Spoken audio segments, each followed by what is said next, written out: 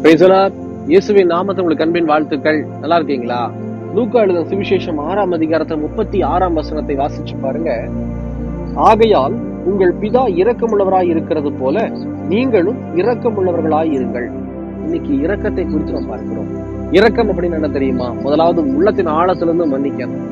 அந்த மன்னிக்காம உள்ளுக்குள்ள வஞ்சனையை வச்சுட்டு வெளியில நடிச்சோம் அப்படின்னா அது இரக்கம் கிடையாது. இயேசு கிறிஸ்துவை பாருங்க, நல்லா கவனித்து பாருங்க.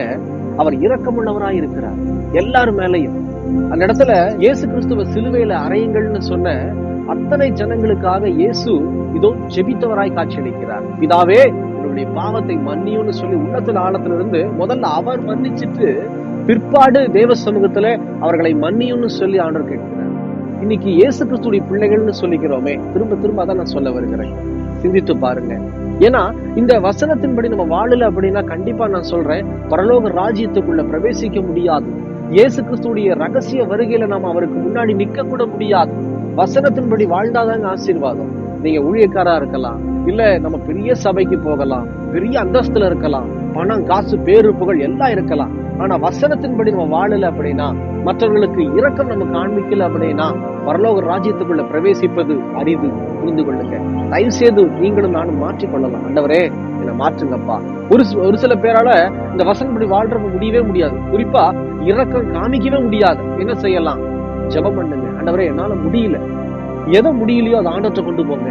ஆண்டவரே, என்னால முடியலப்பா, அவங்க மேல இரக்கத்தை காமிக்க முடியல ஆண்டவரே, எனக்கு ரொம்ப கோபம் வருது ராஜா, எனக்கு உதவி செய்ய ஆண்டவரேன்னு சொல்லி கேட்டு பாருங்க.